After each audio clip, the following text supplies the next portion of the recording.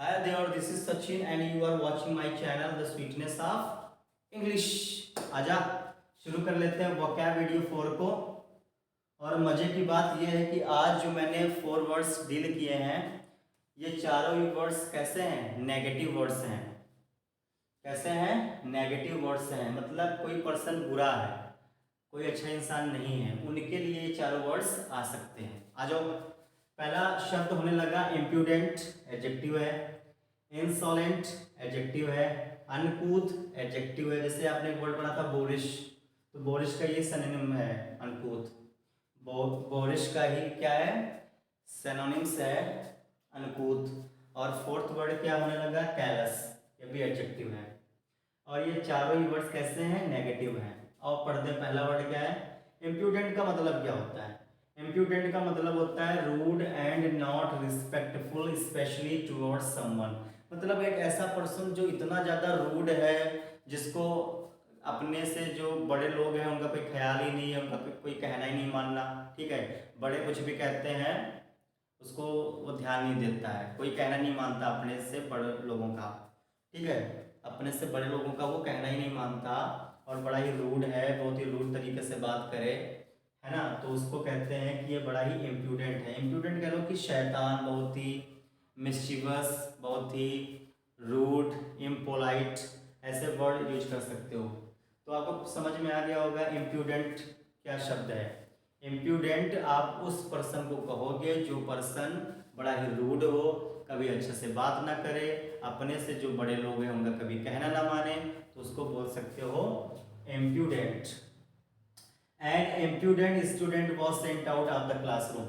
अब आपने बहुत बार देखा होगा कि स्कूलों में बड़े ही इम्प्यूडेंट बच्चे होते हैं, तो अक्सर ही इम्प्यूडेंट बच्चों को क्लास से बाहर कर दिया जाता है। ठीक है, अब मैं एक स्कूल में पढ़ाता था पहले, तो वहाँ पर कुछ बच्चे थे, हालांकि अधिकतर ही बच्चे शैतान थे। तो मैं जिस बिल्डिंग पर ऊपर पढ़ाता था, तो उस बिल्डिंग ऊपर ही एक वॉशरूम होता था। तो उस वॉशरूम में किसी लड़के ने मेरा नाम लिख दिया एक मैम के साथ में। तो भाई मुझे तो पता ही नहीं, तो मैं हमेशा ही नोटिस करता था कि जो छोटे बच्चे जाते हैं वॉशरूम, जाते तो हैं सीरियस, आते हैं तो हंस के आते हैं। तो मैंने कहा ऐसे वॉशरूम से हंसकर कौन आता है।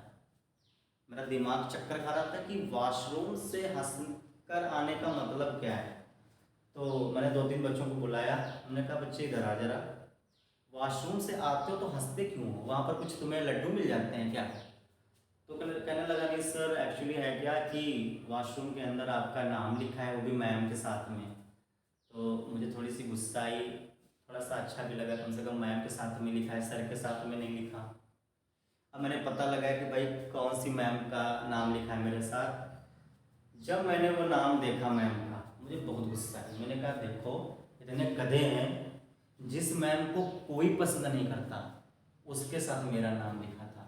तब मुझे बहुत गुस्सा आई। तो कम से कम अच्छी मैम के साथ मेरा नाम लिखते। तो an impudent student was sent out of the classroom. जो शरारती बच्चे होते हैं, इम्प्यूडेंट होते हैं, बेढंगे होते हैं, उनको कहाँ क्लास से बाहर कर दिया जाता है। तो इम्प्यूडेंट का मतलब समझ गए, इम्प्यूडेंट उसको कहना जो अपने से बड़ों का कहना ना माने, बड़ा ही रूड हो और बहुत ही बेकार तरीके से एब्यूजिंग वर्ड यूज करे, उसको कहते हैं इम्प्यूडेंट। वैसे ही है अब इम्प्यूडेंट स्टूडेंट, देखना जरा, स्टूडेंट स्टूडेंट्स नाउन है, कॉमन नाउन है, और स्टूडेंट कैसा, इम्प्यूडेंट, ये आपका एडजेक्टिव हो गया, साथ में क्वालिटी बता रहा है, शरारती स्टूडेंट, बेकार स्टूडेंट। इंसोलेंट, ये भी एडजेक्टिव है, rude and not showing respect, एक ऐसा पर्सन जो रूड हो, जो किसी का रिस्पेक्ट न करे, कोई चीज़ है इम्प्यूडेंट वाला, उसे कहते हैं इंसोलेंट। तो रजत हैज़ एन इंसोलेंट सन, रजत का एक बेटा है जो कैसा है, बड़ा ही इंसोलेंट है। तो इंसोलेंट और ये इम्प्यूडेंट लगभग सिनोनिम्स हैं, तो इनका मतलब एक ही है। अनकूथ क्या होता है, अनकूथ का मतलब ये भी एडजेक्टिव है, behaving in a rude and unpleasant way. एक ऐसा पर्सन जिसका बिहेवियर कैसा है, बड़ा ही रूड है, बड़ा ही अनप्लीजेंट वे से बात करता है, मतलब कभी उसके स्माइल कभी देखोगे ही नहीं, हमेशा ये रूड रहता है, मतलब बहुत ही गाली से बात करता है, छोटों से तो बिल्कुल ही बेकार तरीके से बात करता है ना, तो उसको क्या कहेंगे, अनकूथ पर्सन।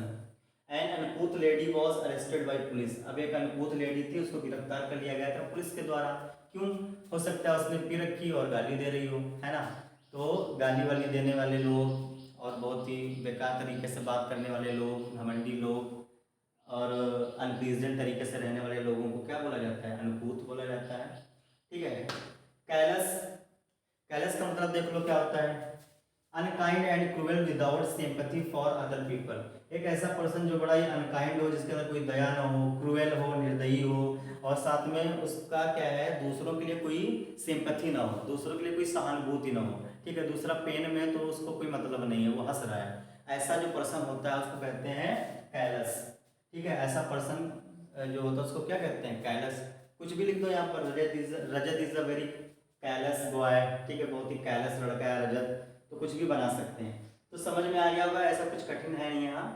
इम्प्यूडेंट मतलब बहुत ही जो रूड हो, अच्छे से बात ना करने वाला और रिस्पेक्ट तो बिल्कुल किसी की ना करे, उसे कहते हैं इम्प्यूडेंट। वही हाल यहाँ पर है इंसॉलेंट का मतलब, इसका मतलब भी वही होता है।